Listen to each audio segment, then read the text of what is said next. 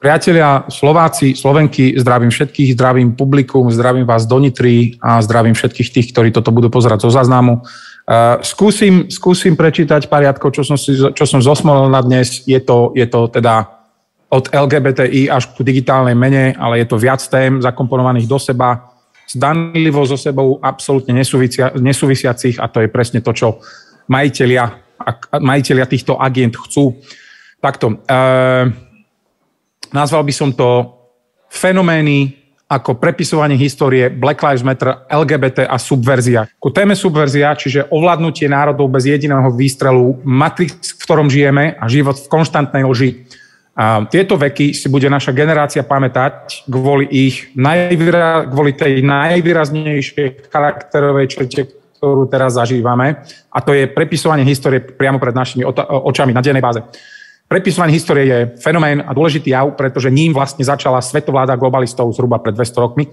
To, čo my dnes vidíme a žijeme, je obrovská šachovnica, na ktorej sme my síce stále len pešiaci, ale na rozdiel od histórie a vďaka internetu teraz po prvýkrát v histórii môžeme vidieť nielen hlavné figurky a majiteľov šachovnice, ale aj tých, ktorí s nami do úzadia sústavne posúvajú a dôkazom je napríklad toto, že tu dneska sme, že sa vyprávame. Je rok 2022. Máme technológie, na ktoré globalisti tak veľmi čakali, aby mohli začať uťahovať slučky. Máme centrálne riadené banky, máme centrálne riadené médiá. Prepisovanie histórie prešlo evolúciou a deje sa dnes za bieleho dňa pred našimi očami. Niečo neprejde, väčšina prejde. Čo neprejde hneď, prejde neskôr za pomoci podprahového podsúvania, inak sa to volá salamová metóda, alebo odbornejšie Overtonové okienko. Počas dôročnej pandémie médiá dennodenne písali, že čierna je biela a že 2 a 2 je 5 a to je aj to, čo sa oficiálne zapíše a podá v školách ďalším generáciám, deťom. Všetko toto neuveriteľné svinstvo a prekrúcanie faktov sa dnes deje za neskutočného sústavného tlaku mainstreamu, lobbystov, sociálnych médií a internetu. Teraz, ako sadisti potichu pretlačajú digitálnu menu a ako vás ňou zotročia. Roboty vo fabrikách už začali konkurovať živým zamestnancom fabrík. Umelá inteligencia umožňuje, aby tie roboty teraz ešte pod kontrolou človeka sami seba zdokonalovali procesom učenia.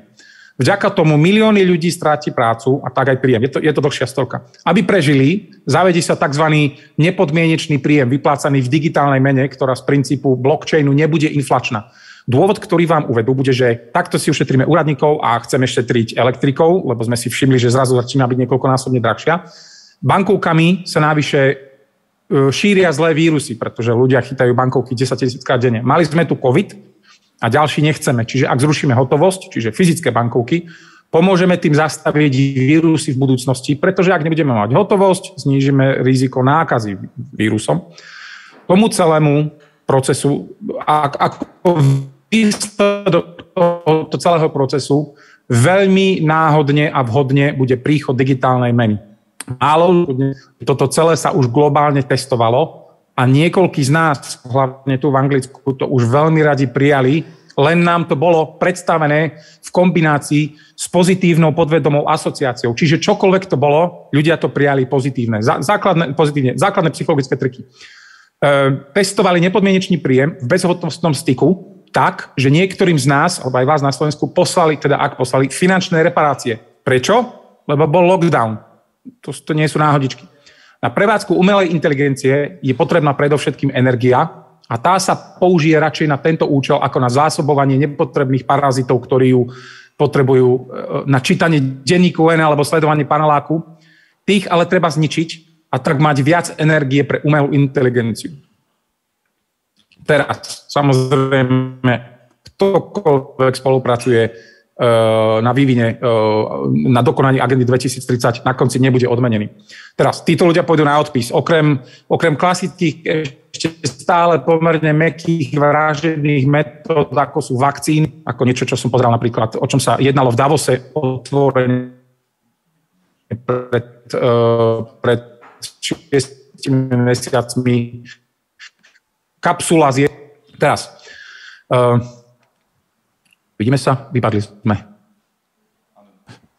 Ja do toho vstúpim, lebo Trochu nám sekáš, tak som to zjednodušil ten prenos tým, že som na chvíľku vypol video na našej strane, aby ty si bol plynulý. Takže my ťa vidíme naďalej, ale nás neuvidíš, aby sme zlepšili signál. Dobre, super. Môžem, hej? Dobre, takto. Teraz vám poviem niečo, čo je pritiahnuté za vlasy, ale pri tých, to, čo sa deje dnes, vzniká v našom detstve. Sú to jemné psychologické signály. Bude sa to vám zdať možno komické. Ak si niekto ešte z vás pamätá na deň, keď ste zistili, že Dedom Mráz Ježiško neexistuje, ja sa na to pamätám ako včera, detailne, kde som bol, čo som mal oblečené, a kto mi to povedal, bol to veľmi intenzívny zážitok pre malé decko. Pamätám sa, že som nebol ani sklamaný, ani smutný, ale jeden pocit vo mne prevládal, začudovanie. Ešte dlho po tom dni som premýšľal a čudoval som sa, že koľko ľudí v tom muselo ísť spolu, bez toho, aby sa poznali. Tá masa ľudí, ten systém, tú chobotnicu, tú paučinu, čo si vytvorili. A znova, je to všetko pekná vec, vedie to pre radosť detí, ale ten princíp toho, ako môžete mentálne ovládať masu ľudí, v tomto prípade detí, bez toho, aby sa aktéri medzi sebou poznali, je ohromujúci. To sa presne dialo počas covidu. Dnes už nemáme Ježiška, dnes máme Putina a náckov a digitálnu menu a dnes máme globálne oteplovanie a uhlíkovú stopu. Koľko ľudí musí žiť dobrovoľne a vedome v lži pre svoj vlastný benefit, v lži, ktorú nám niekto nachystal, nadizajnoval, aby v ľuďoch zobudil a živil ich negatívne stránky ako mamon, chamtivosť, násilie, prehnaný konzum, sexuálne úchylky, vyvyšovanie sa nad rasami, náboženstvami, nad členmi rodiny, nad susedom. Kto je na vine? Tí, čo sa nevedomky narodili do otroctva, alebo tí, čo to otroctvo potichu kontrolujú pre vlastný benefit spolu s ich poskokmi. Kam až zájde LGBT? Čiže desexualizovanie pôvodne heterosexuálnych detí. Čiže inými slovami, zastavenie porodnosti, lebo homosexuálne a desexualizované deti už heterosexuálny sex neskôr v živote mať nebudú. Čiže inými slovami, národ zmizne. Potom sa zrazu pozeráte, konšpiračná teória, potom sa zrazu pozeráte, ako sa do praxe dostanú vyhlásenia poskokov Rothschildovcov, ako napríklad známy citát Angely Merkelovej: Európa je stará a unavená, africkí utečenci sú pre nás záchrana. Nie divu, že Európa je stará a unavená, veď demokratická Európska únia vytvorila také podmienky na život, že sa pôvodní etnickí bieli ľudia boja mať deti. Keď si k tomu prirátate moslimské rodiny s 8 potomkami, ktoré dostanú baráky a podporu na 30 rokov, je to demografická genocída. Samozrejme, nikto vám to nepovie, oni vám len povedia: boskávajme nohy čiernym. Mne čierni nevadia, ja žijem v Londýne, Londýn je plný čiernych, ale na čo zvyšovať už bez tak vysoké rasové pnutie, práve spôsobené zákernými agendami, ako Black Lives Matter a tak ďalej. O tom teraz ďalej nejdem. Ovláda nás jedna fanatická kasta. Pre niekoho je to, čo sa teraz deje, výborné. Pre niekoho je práve to, čo sa teraz deje, presne to, čo chce pre národ, pre ten svoj národ, tým, že ostatné národy vyhladí alebo zdegeneruje. Hovoríme o rasistickej, fanatickej, náboženskej skupine, ktorú hovoríme o globalistických netvoroch. Teraz. LGBT.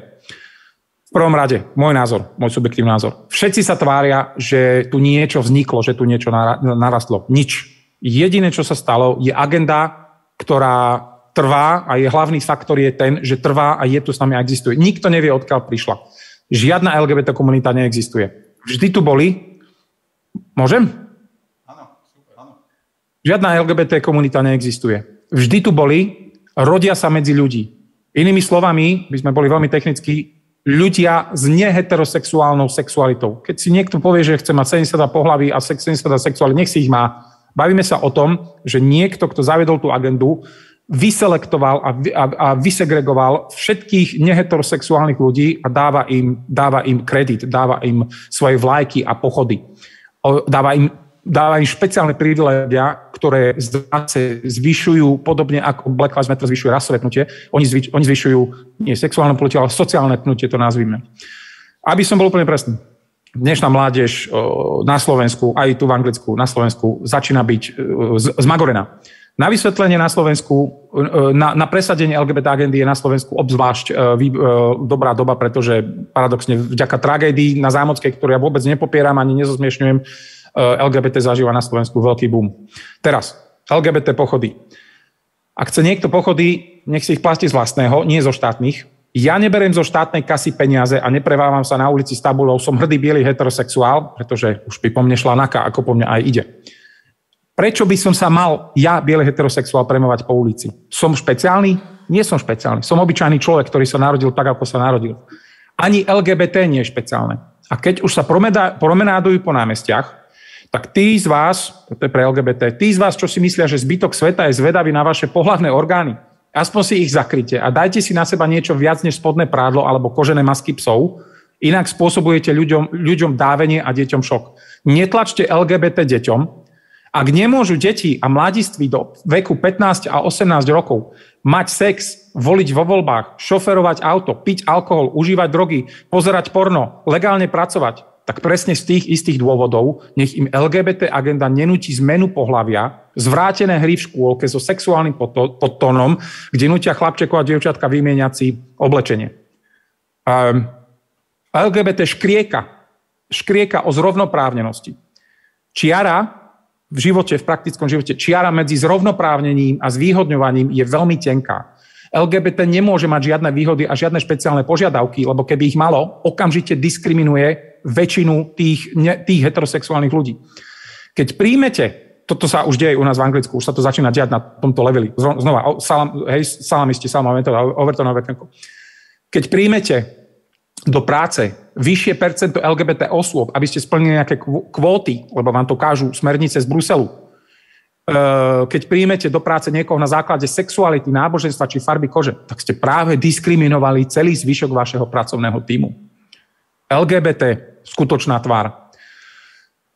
Viete, čo je pre vás neviditeľný vedľajší produkt LGBT? Ja ho vidím, pretože v Londýne je LGBT rozbehnuté tvrdšie a dlhšie než na Slovensku. Vedľajší produkt je ten, o ktorom nikto nehovorí, ale je pravdivý, je legálne a legitímne a je úplne OK o tom rozprávať. Vedľajší produkt LGBT je ten, že deti, ktoré by génmi a výchovou vyrástli ako heterosexuálni jedinci, budú cez LGBT agendu, nie všetky, ale percentuálne, čiže budú cez LGBT agendu mentálne desexualizované alebo homosexualizované. Čiže keď vyrastú, nebudú mať heterosexuálny sex, ktorý nikomu nevadí. Za dverami nech si doma robí každý, čo chce.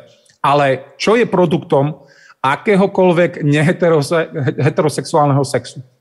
Keďže nedojde k oplodneniu, lebo nemá k akému, tak produktom je nič. Inými slovami, nebudú potomkovia. Inými slovami, nebudú sa rodiť. A čo je produktom toho? Zastavenie pôrodnosti. Až vymretie národa. Čo by malo, keby som bol konšpiračný teoretik, niečo dočinenia s ilegálnymi africkými migrantami, aj inými migrantami, ilegálnymi, nehovorím legálnymi. Každú zákernú globalistickú propagandu si treba len rozmeniť na drobné a potom pochopíte, čo sa deje. Z 90% sa LGBT globálne deje len v tých krajinách, čo sa týka demografického zastúpenia, len v tých krajinách, kde žijú najviac, poviem to veľmi slušne, politicky korektne, pôvodne etnicky bieli ľudia. To sú štatistiky. Potichu to korešponduje s tým, že sa do Európy desiatky rokov valia ilegálni imigranti z Afriky a z moslimskej časti Ázie, ktorí by vo vhodnú chvíľu, náhodne, len zaplnili miesta po tých vymretých, niečo mi tu pípa, po tých vymretých etnicky bielých ľuďoch.